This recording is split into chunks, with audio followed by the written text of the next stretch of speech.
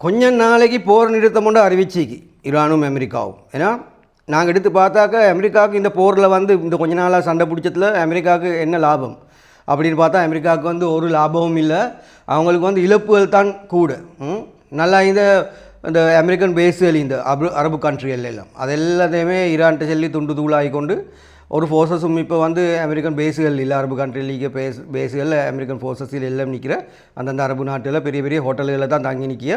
அவங்களுக்கு வந்து பாதுகாப்பு இல்லைன்னு ஒரு பேஸ்லேயுமே அமெரிக்கா ஃபோர்ஸஸ் இல்லை. எல்லாத்தையுமே ஈரான் துண்டு தூளாகி கொண்டு அந்த பேஸஸையும் அமெரிக்கா இழந்த. அதுக்கு பிறகு பெண்ணம்பெரிய அந்த போர்க்கப்பல் ரெண்டு இந்த உலகத்துக்கே பட்டங்காட்டையிலுமான பெண்ணம்பெரிய போர்க்கப்பல் ரெண்டையும் ஃபுல்லாகவே டேமேஜ் ஆகிக்கொண்டு ஈரான்ட்டு சொல்லி ஒரு பிரச்சனையுமே இல்லாமல் இந்த ஹோமோஸ் நல்லா போக்குவரத்து செஞ்சு கொண்டு இந்த கப்பல் எல்லாம் வணிக கப்பல் கச்சா என்ன அது இதெல்லாம் ஹோமோஸ் வழியாக பேத்து கொண்டு பசந்தாக செஞ்சு கொண்டுன்றதை அமெரிக்கா அடித்து சுட்டி ஈரான் வந்து ஹோமோஸை மூடிது. இப்போ இந்த யுத்தத்தை நிப்பாட்டத்துக்கு மெயின் கோரிக்கை தான் ஹோமோஸை திறக்க செல்கிறது அமெரிக்கா.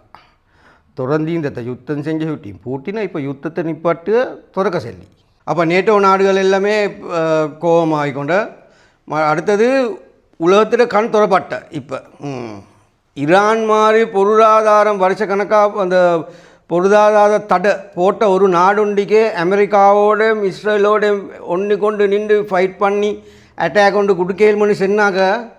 அப்போ அடுத்த நாடுகளுக்கும் அமெரிக்காவோட ஒரு ஃபைட் ஒன்று பண்ணேலும் என்று சொல்லி நினைக்கிற அளவுக்கு அமெரிக்கா வந்து அவங்களோட அந்த புகழை அவங்களோட அந்த பெரிய அந்த வல்லரசு என்று செல்லுறதை வந்து அவங்க இழந்து கொண்டு இந்த யுத்தத்தால் ஈரானும் இழப்புகள் ஈக்கி அவங்களுக்கு அடித்த அவங்களுடைய பொருள் சேதம் உயிர் சேதம் எல்லாம் ஈக்கி. ஆனாலும் அவங்க வந்து அதெல்லாம் தாங்கி கொண்டு இந்த சான்ஸ் நாங்கள் மிஸ் பண்ணி கொண்டா வேறொரு சான்ஸும் எங்களுக்கு கிடைக்காது. அதை சுற்றி நாங்கள் வந்து எவ்வளோ கஷ்டத்தை தாங்கி கொண்டு இந்த தொடங்கின இதை வந்து அமெரிக்காவுக்கு அட்டாக் பண்ணி இஸ்ராயலுக்கு அட்டாக் பண்ணி நாங்கள் யாருன்னு சொல்லி எங்களோட பலம் எந்தேன்னு சொல்லி எங்களோட போர் யுக்திகளை அது இது எல்லாத்தையும் காட்டி உலகத்துக்கே காட்டினேன்.